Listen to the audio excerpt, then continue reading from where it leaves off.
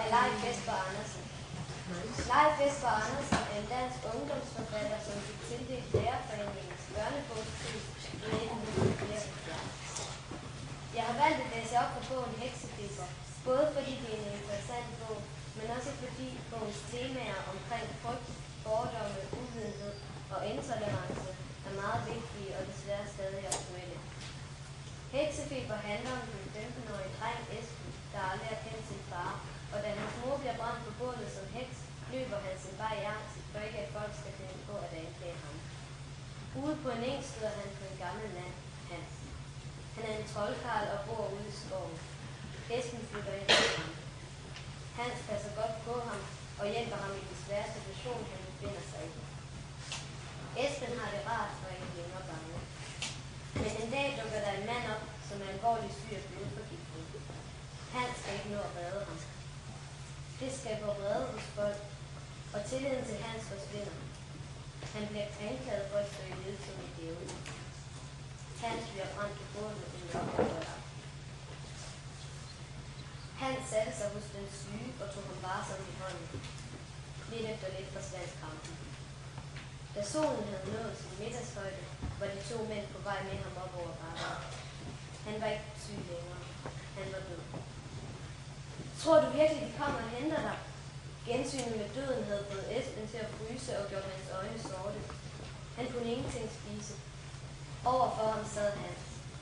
Ålefedtet glænsede i hans skæg, mens han roligt suttede ålefedten af rene. De har snakket sammen med hende. Ja, jeg er sikker. Enten denne gang eller en anden, de kommer altid.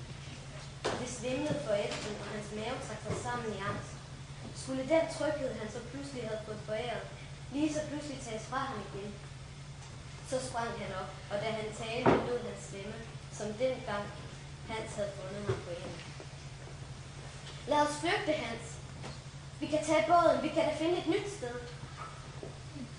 Nej. Menneskets angst kan man ikke flygte. Den er alle vejen. Hans tørrede sig om munden med bagsiden af hånden for at jævne ålefedten. Så lagde han sig op mod en solvarm træstub og lukkede øjnene. Hans ro var ved at gøre Esben desperat. Det var som om hans eneste faste holdepunkt ville smuldre bort nu. Jamen, er du da slet ikke bange? Jo. Jeg har jo sagt dig, at alle mennesker er bange.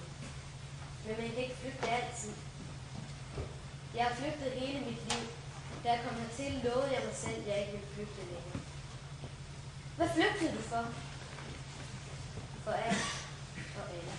For mig selv og de andre. Det er ikke noget svar. Det er i hvert fald sandt. Jeg er flygtet fra mit hjem, fra mit præstekreds, fra myndighederne og fra min egen dårlige samvittighed over, at jeg flygtede. Det eneste, jeg ikke er flygtet fra, er min krop og så stedet her. Man kan fjerne mig fra stedet, og man kan påføre min krop smerte, men man kan ikke længere flygte. For de få er der i længden ingen steder at flygte hen. Når man har indset det, bliver man og tager kampen op. Du vil også tage kampen op en gang, men ikke inden du får ung. Man må først lære de andres betingelser, inden man kan kæmpe imod. Den store flok, den har aldrig tænkt en tanke, men den har fået en masse fordomme foræret, og den tror, det er sandheden. Og den har lært at vælge sine syndebukke. Derfor handler den, som den gør. Se, det var min historie. Egentlig minder den om din, men den er længere og ældre, og derfor kan den fortælles kortere. Når de engang kommer for at hente mig, skal du stikke af. Du skal holde dig her i nærheden, men du skal undgå at blive set. Måske klarer jeg mig. Når de henter mig, er de så bange, at de tager bange med. Måske kan jeg gøre det så bange, ikke.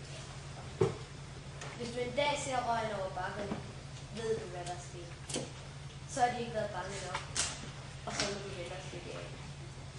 Måske bliver verden engang sådan, at der også er plads til dem, der er anderledes. Måske.